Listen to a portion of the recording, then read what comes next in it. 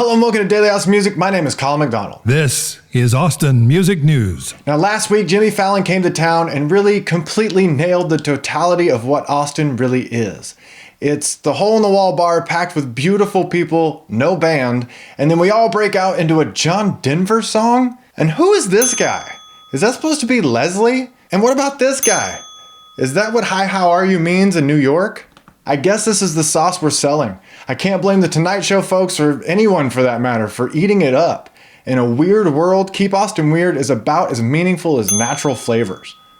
In other news, South by Southwest's marketing campaign is in full swing, announcing a ton of speakers and bands, including the ultra underground hip Tommy Hilfiger being interviewed by none other than trendsetter and underground all-around scenester, Hilfiger Global CEO Daniel Greider. Now, 17 Austin bands were also included in the announcements, including Fragile Rock, Superphonicos, David Ramirez, Moving Panoramas, and Jeff Lofton, among many others, which is cool. And these bands have earned their role. With all that South by has become, it's nice to see that it hasn't completely abandoned its roots. It may have taken them out of the wild and put them in a nice hanging plant in the family room that no one ever really goes to, and they only water it a couple times a year, but they weren't abandoned. South by is kind of like Santa. Comes around once a year and delivers an array of presents and coal. Or like a deadbeat dad that only comes around to cash the tax return and disappoint you on your birthday. You decide. Speaking of Christmas, the holidays are rapidly approaching, and it's always been fun for me to see the blatant, money-grabbing, lowest common denominator marketing techniques a lot of Austin artists employ to cash in on the easy money. Actually, this year, I'm gonna get in on the action too. Check out the Daily Austin Music Christmas Special Edition Holiday Album, featuring songs like "It Came Upon a Charitable Cause," "All I Want for Christmas Is Your 99 Cents," "Amazon is Coming to Town," "We Wish You Would Buy This CD," "Baby It's Cold Outside," not the PC Nightmare, this one's about being homeless in the winter, "Rocking Around the Hotel Lobby," and my favorite, "Have Yourself a Merry Little Christmas" compilation CD. In reality though, the only really weird thing I know of in Austin music that's Christmas themed is the Honky Tonk Holidaze, but you wouldn't like that, so it's too weird for you. Do not look that up. If you're cool with the Tonight Show replacing Leslie with this, then Honky Tonk Holidaze will trigger you worse than a suburban mom finding 4chan for the first time. We'll be right back after a message from our sponsor. Welcome back to Austin Music News. Our city is booming, and there is a ton of money floating around, and many of us are anxiously waiting and wondering where it's going to land. Who's going to get that fairy tale money, and almost more importantly, when? Past Saturday, baby steps were taken to actually disperse the $12 million allocated to Creative Spaces Fund. In a joint Arts and Music Commission meeting Saturday, the working group made their recommendations for the process by which the candidates would be chosen to eventually receive this money from the bond.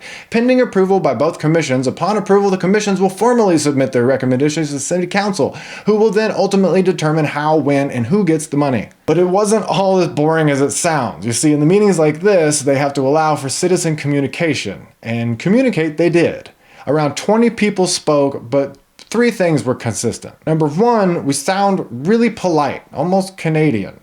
Thank you for letting me speak. I'd like to thank you all for your time and dedication. I think this is great, and I really appreciate the hard work. I totally understand the hard work that goes into this. I mean, Tyson from the Mohawk even offered to solve the affordability crisis all by himself. I wanted to say first off also that if you stood up today so far or do at any point and you need a space at an affordable rate, the Mohawk is certainly willing to hear you out. And even more praise. I want to commend you for the great work that I just see in front of me. First of all, thank you guys for the work you've put in. Except for this amazing woman who recommended rebuilding and renovating the Pan Am Rec Center. Hi, my name's Ana Maciel.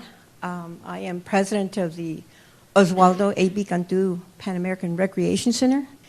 Our community doesn't know what the other artists here have. We want a piece of the enchilada. Okay? Thank you for your feedback. 3 minutes are up. But one more thing, excuse me. I just got to say this. I need for you to concentrate. I'm sorry to come across this way, but I need for the Arts and the Music Commission to really think about how you're helping the minority community. Thank you. Thank you. I'm sorry. I will try and do better. I'm sorry.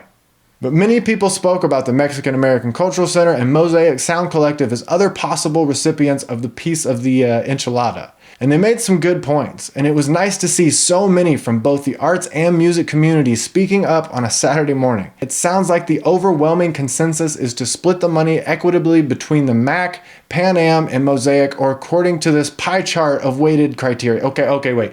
This enchilada chart of weighted criteria. And finally tonight, I want to take a look back at Prop B and what we learned. Now, the final count was 48,220 against, 39,967 for. And that's a difference of just over 8,000 votes. And remember our two teams? The red team, with their army of nonprofits and government official endorsements, pulled it out by what looks to be like spending less money than the blue team. Now, the blue team spent most of their cash, from what we can tell, on the petition to get the thing on the ballot in the first place. And they still fell over 8,000 votes short despite spending over $100K. From some estimates of what they spent, that's even around $3 to $4 per vote cast in favor of Prop B. So this goes to show that there are more than two types of money in the music business. Many think that there is only good and evil money, but this is 3D chess, and the third dimension is smart and dumb money. You see, smart money gets a positive ROI, return on investment. If I give money to a lobby firm, say $50K, and they do work to swing me 4,000 votes, I'm halfway to closing the deal in this vote. Sure, now I owe that special interest group a favor, but what smart money knows that dumb money can't seem to understand is that money isn't actually the end game. Power is the end game. And where favors are traded, power is taken. Often in battle, many things are said that seem to cross a line at the time, but that can never be taken back. But I'd argue that people in Austin, at least the ones crazy enough to live their life of creativity, are pretty good sports. We understand that this is a game, and we talk trash, and we argue about foul calls, and we even throw punches sometimes. But in the end, we're all right. And the sooner we come together to form a league, the sooner these battles start benefiting the greater good. When we come together, as we often do, things get weirder, faster, and better than when we're apart. Don't be fooled by the coal miner's $100 bills. What he's offering ain't worth the minerals. Do more, better, faster. I'll see you tomorrow.